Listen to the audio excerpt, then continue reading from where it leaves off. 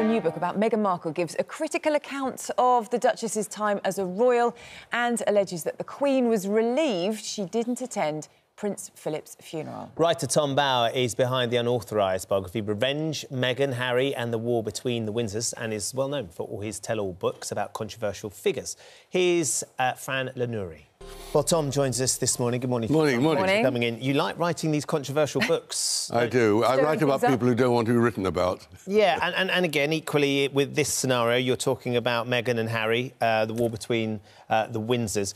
The first thing everybody will say is, who are the people you've spoken to? Where have you got the inside information from in order to write the book? Well, normally from people who don't like Meghan Markle, because she made it pretty clear to all her friends and people who work for her not to talk to me. So it was quite an uphill struggle. But I found enough people, more than enough, nearly 80 people to talk. But if we know that they don't like her, why are they going to be offering an unbiased account of their experience? I understand. Well, because I sift it through. I don't put in stuff which isn't true and can't be checked. And also, you know, I had some admiration for Meghan. She succeeded quite well in her life and her ambitions. So I was able to balance it all. I mean, her victims or her enemies give one version, and then I can balance it pretty well. What were the revelations that, for you, sort of stood out the most? Because, obviously, you know, you approach this, there are going to be bits you know about, bits you want to dig into.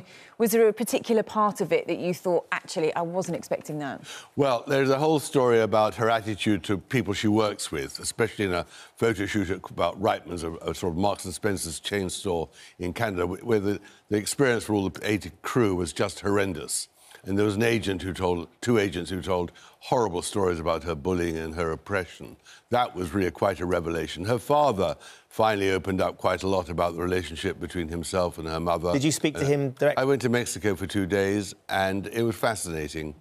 And there were people in Hollywood who did speak, who told very interesting stories about Suits, for example, how she became Rachel Zane and Rachel Zane became her, and how she...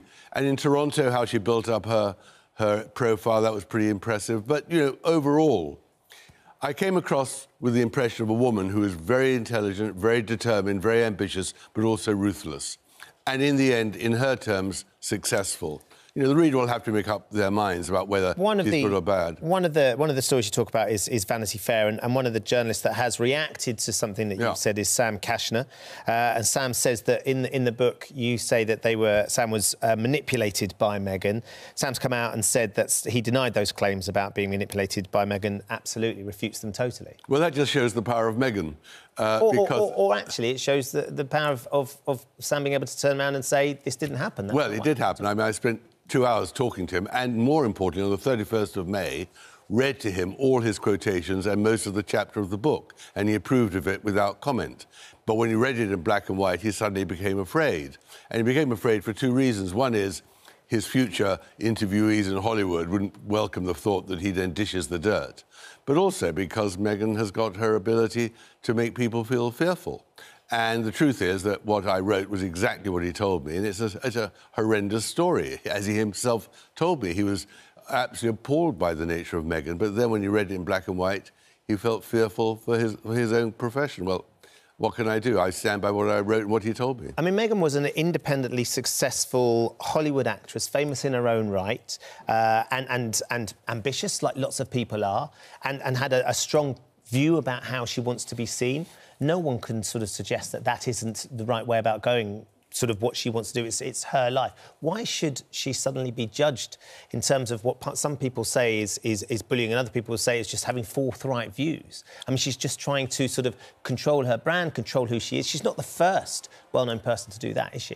Not at all. But, I mean, the point is, I think you're wrong when you say she was a famous actress. She wasn't. She was a third-rate... She was... No, that's not true. But Suits was watched by 1 million people. Yeah, that's not true. She was a very famous actress, and she had a high profile in Hollywood, and the Suits as a series was streamed all over the world, so people knew who she was. Well, we won't argue, but I disagree with you. But the point is, until she met Harry, even Graydon Carter, the editor of Vanity Fair, who commissioned the article, had never heard of her and had never heard of Suits.